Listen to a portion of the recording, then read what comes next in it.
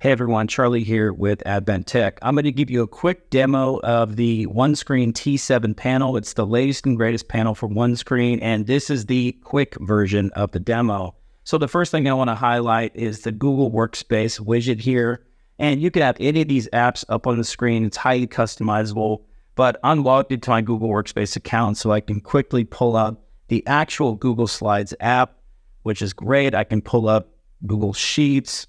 I can even pull up, let's say, Google Drive, or of course, if I had a Google Classroom account, I could pull all those things up. And the Google EDLA support has only really been available this year, where you could have the apps natively supported.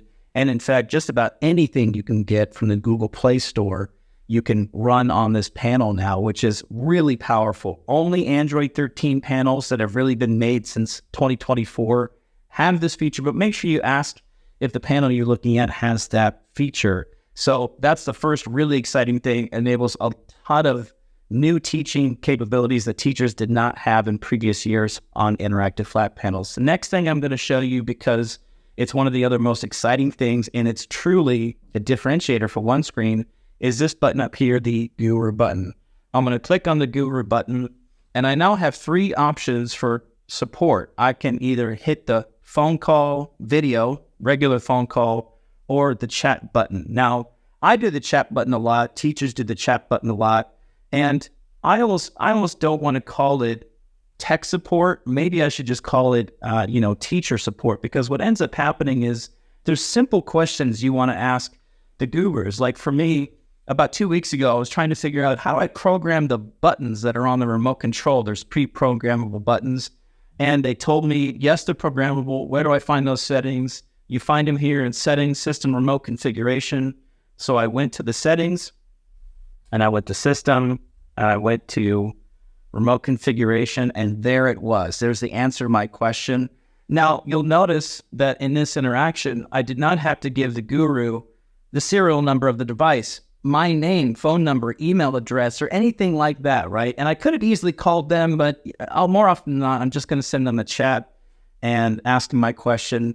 But it's just one of the coolest things about OneScreen panels is they just have a built-in for the lifetime of the panel tech support feature, and no one else has that feature, which is why it's one of the first things I talk about. Now, I'm logged into my page, and let me just show you something. I can easily sign out, and anybody that has access to the panel and knows the PIN code can access the panel. It can access sort of a generic screen.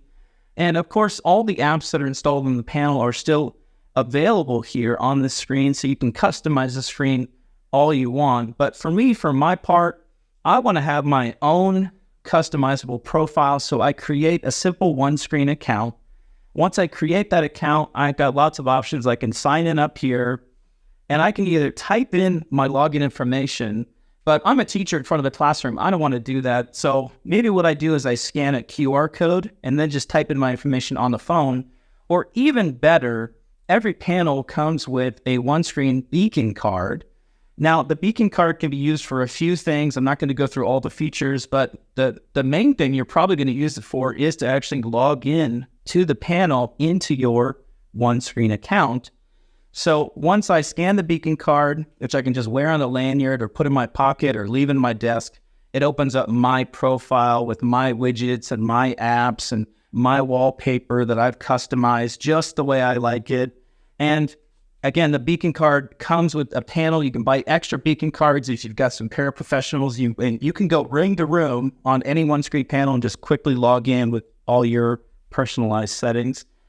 Besides your apps and layout, I just want to show you this really quickly. It's really easy to customize. You just sort of hold down a widget, or you hold down an app and you can quickly remove it, or you can move things around, right? I want to move my Duolingo app, and I can either uninstall it or I can remove it. Well, now let's say, wait a minute, I want to get those things back on the home screen. I open up from the bottom my application menu. I hold down ChatGPT. I want to pull it back up. And because ChatGPT also has an Android widget, let me just show you what that means. I can also hold down at the bottom, not pull up, but hold down at the bottom, and I can pull up any active widgets that come with the apps I've already downloaded. and I can say, actually, I want that Chat GPT widget back on my home screen, and oh, this is fine. It's a little more real estate than I want. I can customize that. So again, just a highly customizable panel that I think is just really fun. And like I said, it comes with these kind of pre-baked widgets, as well as if you download an app that has a widget for Android 13, you can bring it up. And like I said, you can go to the Google Play Store and download almost an infinite number of apps. If you're an IT director, you might want to think about what sort of Play Store access you give your teachers. But it's fun to know that, anything they want that could be an Android or Google app is in the Play Store, and they can bring it up, right? All their educational apps, the Google Workspace apps, things like that. Now, for the tools that teachers use that are not app-based, but maybe just go to a browser and utilize the browser all the time, again, I do want you to see that, you have access to your favorites really quickly through the browser widget. I don't know if you saw what I did there. But again, this is just a browser widget. You can keep it up on the screen. You can get rid of it. I like it because I have some favorites that I go to all the time that are not apps that are on my screen. Again, this Bouncy Balls one is kind of fun because it's a noise monitoring website you can go to. And now it's just telling you when you're getting too loud, and the kids really need to quiet down. They can tell because the bouncy balls are bouncing. And again, this is just a website that I go to often as a teacher, right? And so I want to have access to it quickly. One more thing I'll show you with the browser, since we had it up, is there's lots of different ways to search and pull things up on the browser, right? So I can type here in the search bar menu, and I can use this search for puffins in Iceland. I can use a voice-to-text feature to search for things, or, let's say I went ahead and bought a wireless keyboard. This does not come standard with the panel, but this is one of our favorite accessories. And I'm going to just go ahead and type in, Butterfly Pro Foxkiss, right? Because I want to teach a lesson about butterflies. And so again, that's a really cool feature. And I just wanted to kind of show you the voice to text feature as well as the integrated, wireless keyboard. It's just a really basic Logitech wireless keyboard you can buy anywhere. And again, it makes the browser tool really functional. We'll show you the pen here a little bit more when we get into the Write app, but I did just want to highlight that, anywhere on the screen at any time, you can start writing and you can start highlighting and you can do, different things. And then you can, of course, wipe it clean. But, even if you're just on your home page and you wanted to, start writing on your home page, that's totally fine. You can start doing that. And then you can screen share, you can clean it off, you can change the pen into a different style of pen. And I just wanted to show you, that's one of the cool features about the OneScreen is you can just write on just about anything, not just the Whiteboard app. And I'll show you how that really works well with the Whiteboard app here in just a second. So besides the beacon card I already showed you, and now I just showed you the pen, there's two pens that stay on the board magnetically at all times. There's also a magnetic eraser that stays on the board. I'll probably show you that when I show you the Write app. And then the other thing that comes with the panel is this handy dandy remote control. Now, this remote control is actually super helpful. And I'll tell you why, is because you can quickly access your app menu when you want to. You can quickly go back home. You can access the settings if you need to, and then you can go back home. You can quickly access the volume control up or down. Now, that's probably one of my favorite features because you'll often open up YouTube or something and it's playing too loud and you can either quickly mute and then the panel's muted, or you can adjust the volume right here. The inputs that you may want to use, you may want to have a document camera plugged in. You may want to have your teacher laptop plugged in. There's multiple input options right here. You just hit the input you want and suddenly you're casting from one of your devices. Now, that's not our preferred method for actually casting to the screen. We like to cast things wirelessly, and I'll show you how easy that is. I'm going to actually hit the share button on the OneScreen panel. And so now for my device, I'm going to do this really quick. I'm going to open the OneScreen Share app. I'm going to type in this code, and then I'm going to hit the share button. And I'm going to show this to you live so you can kind of see how easy it is. So I bring it up, type in a number, I hit screen share, and now it doesn't automatically share, right? Because you don't necessarily want students to be able to just throw their device up on the screen. I have to accept the share. And once I've accepted the share, now I'm sharing my laptop. Now, what's kind of cool is I could have easily plugged in my laptop here and done the same thing, But now I'm wireless, right? Now I can sit anywhere, I can move around the room, and my laptop's just going to sit over there on my desk. And I'm using it, though, like I'm just sitting right at the laptop. Now, my laptop is not a touchscreen, which is interesting because once I cast it to the panel is touchscreen. And that means I can move stuff around all I want. I can use my laptop as a touchscreen, even though it's not a touchscreen natively, right? So again, I just pulled up a browser and I can go home. I can do whatever I need to, and I can cast from my device. And whenever I'm done casting from my device, I can go home. And probably the quickest way for me is just to use the remote to go home. Like I mentioned before, and we've got a whole tutorial on logging in. We have a whole tutorial on the remote and all things like that. There are pre-programmable buttons on the remote control. And let's say I'm a math teacher, so I know I'm going to bring up the calculator app all the time. And this is just a quick way for me to pull up the app. Now I could also pull up the calculator app from here, and I can also put the calculator app on my home screen somewhere, right? But again, I just know I'm going to use it a lot, so I just pre-programmed it in. And then like most teachers, they love timers, right? Teachers love timers because you have a lot of things you need to do where you time the kids in the classroom. So that was another button I pre-programmed into remote, is I want to be able to dynamically just pull up the timer and start a timer in the classroom at any moment. So again, the remote control is just one of the coolest things and really versatile, I think, when it comes to using the panel. And again, we've got a whole demo that takes you through that and other features of the remote control. But for the sake of time, I think I'm going to go from there now to the Write app. So this is the last and probably also one of the most exciting features of this panel. So the Guru support is great. The Google EDLA integration is great. How customizable and user-friendly it is, it's great. But boy, the Write app really takes the cake in terms of overall just teacher usability, functionality. And I'm going to show you some cool stuff it can do that not many other Whiteboard apps can do. So first of all, let's say I don't want this home screen to be green. I can really easily change it. I can pick a template. I can pick a background color. And if I just want it blank and I want it just white, I can do that as well. It's really easy for me to import, all sorts of stuff. You can import images and PDFs. You can go back to previous whiteboards that you've created and just jump right into a lesson that you had already started. Or again, you can, just do a new one from scratch, and then you do a new one. It's easy for me to import images or PDFs. And again, I'm logged into my Google Drive, like I said. So when I go click on my Google Drive, I know there's stuff I've saved in there. And let's say I want to do a lesson on the area of a triangle. I know I've got a PDF already that shows the area of a triangle. It's kind of a worksheet I know we want to work through. And I know I can just kind of click on this, move it around, change it whatever I want, make it bigger, smaller, right? And you can do this with images, you can do this with PDFs, you can do this with full whiteboard lessons you previously taught. It's super duper user-friendly, and I think it's just one of the best whiteboards in terms of integrating with other stuff. Now, let me show you another fun thing you can do. I'm going to hold down the browser on the bottom right-hand part of the screen, and I'm going to drag it up here to the right, but I could drag it up to the right or the left.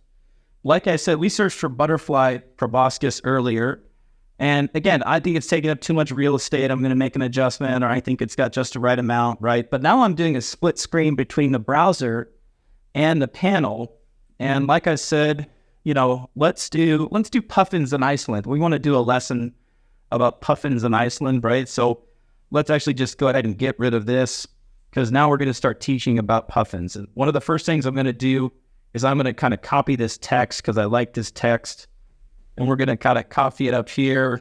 So I just copied the text over, and I want to actually change the color. I want to make it a little bit darker. And the other thing I want to do is I just want to get some images of puffins. I'm really excited to teach a lesson on these puffins. And so I'm going to go to the actual website where these images are found. And I'm going to say, allow cookies. Again, all the same stuff you got to do typically. I want to scroll down. Oh, and I really like this puffin image. So I'm going to hold down on the image for just a second. Once you do that, it actually downloads the file. So now I could import it. But the other thing I can do, just like I did with the text, is I can just drag it over really quickly And now I have the text I want, and now I've got a picture I want. Maybe I want another picture, right? So I'm going to go ahead and do that again, and I'm going to drag it over. And all of a sudden, I have the stuff that I want from the web, and I am teaching a lesson on puffins, right? Now, what's kind of fun, there are so many options from here on how you can add to this lesson that you have started to make. Well, first of all, I noticed I didn't write puffins anywhere, right? So I've got the pen here pulled up, and I can change the type of the pen, and there's a front and a back of the pen where I could have multiple options at the same time. So I'm going to have a basic pencil here, and then maybe I'm going to do a highlighter with the back of the pen. And let me just show you what that looks like. So I'm going to write down, puffins. And when I write it down on this side, I've got a black pen, which is what I wanted, but I've also got a highlighter with the other side of the pen, right? And you can also choose to make your finger a tool, right? So I had this cool tool turned on because I want to be able to kind of do like a quick finger select and adjust stuff. And I like that, as a tool, but I can also just make my finger another marker if I want. I can even do it as a felt tip. That's one of my favorite options here because, with a felt tip, it's actually pressure sensitive, right? So I can do it as a small line or a thick line, depending on what I'm trying to do. And I'm just going to make a heart here because, of course, I love puffins. Now, again, back to the finger select. One of the tools that's here is kind of a magic word feature, but I just want to show you, you can write with the magic word feature if you want to with the pen, and I could write down, cat, and my handwriting is not too legible typically, right? So I kind of like that I can turn on this magic writing feature at any time, and then once I got the word up there, I can change the color, and I could even search for it on the web, right, if I want to. But again, let's say my handwriting is the messy business that it is. I wrote down puffins. I wanted to smart write. And again, if there's a different spelling or different, variation of the word, it gives you kind of those options at the bottom, right? So you can either write using the smart write feature, or you can actually just write normally, and then you can convert it to smart write text. And again, that's nice because a lot of teachers don't have amazing, handwriting. So anyway, that's just a couple of basics of the pen. And then obviously there's an eraser. You can pick an eraser if you want to. You can also just at any point use your hand as an eraser if you make a fist. And like I said, there it is very clearly here, this eraser tool. Now, because the text and the picture are both objects that I've put in, it won't automatically erase them, which is actually super convenient. But at any point, I can select one of the items and I can choose to delete it if I want to. Now, there's all kinds of other baked-in things that I could show you. Let's say we're actually doing a lesson on angles, right? We could do a lesson on the area of a triangle like we talked about before. And I want to show the students a 100-degree angle, right? There's rulers baked into this. There's shapes we could do. Let's maybe go back to our area of the triangle lesson, right? So I could do shapes if I wanted to. I could do 3D shapes or 2D shapes. But again, there's just all kinds of fun options when it comes to using this panel. This is, like I said, just one of the most robust whiteboarding apps that you'll ever run into. We're not even going to maybe get into the form, the mind map, the notes. There's other stuff you can do. MultiUser is kind of a fun feature, right? So again, if I want to have 3 students up here solving a math problem, or I want to have a drawing contest or something like that to kind of end the day, I can really easily do that and get each kid their own screen, their own color. And as long as they don't lift their finger to draw on their neighbor's screen, it actually won't transfer over, right? And you can see who's drawn or who's done what. And when you're all done doing this, you easily just kind of go back to the screen you were on, and you can see something here. If I go to this far right-hand side, I can quickly bring up all the pages we've been working on. There's our puffins, there's our area of a triangle, there's our 3 different split screens. They're all available. I can bring them up, I can delete them and start again. It's all right there where we started. It won't get rid of any of your screens unless you just tell it, go ahead and get rid of the screen. Now, let's say I've made a great lesson here. And I would say I've not necessarily made a great lesson here. So let's pretend I just made this lesson, the butterfly proboscis, and we're teaching about butterflies. Oh, I got to get rid of this guy. And I love this lesson, and I want to give to my students or even other teachers an image of this so they can download it, take it themselves. So again, I could email it to someone. I could import or export it. I can put it in my Google Drive, or I can even save it to the panel locally. But one kind of cool feature is the share button. The minute I hit the share button, it dynamically creates a QR code that you can scan. And if you scan the QR code, it'll take you to a website. You can just download the JPEG of this whole lesson. So again, there's just so many features like this built into the OneScreen Write app. The integration with the browser, such a cool tool, because again, we're doing this lesson on butterflies, and I want to go here and I want to actually go search for butterfly thorax. I can go now pull up this great image, right, that kind of breaks down the biology of a butterfly. This is exactly what I was looking for. This is what I want to copy and paste to my screen. I just got to find that image, and once I hold it down for a second, it'll download it. So it's available in my downloads if I want now, but I can also just copy and paste it over to the main screen. And now we're teaching a lesson on butterflies. We got all the body parts we need already, pre-identified into the lesson. And now I can save this lesson the way that I want to. So again, I hope this has been helpful. If you held on with me this long, then you have gotten through the short introduction of the OneScreen T7 panel. We've done deeper dive videos on everything that I've shown you. And so if you want to explore in more detail, or you're just doing kind of a training on the Write app, the remote control, how to really use the pen to its full capability, we've got training videos on all those things. But thank you so much for joining me, and I hope you found this interesting and informative. At Advent Tech, we educate and we sell tech, so give us a call. Thanks.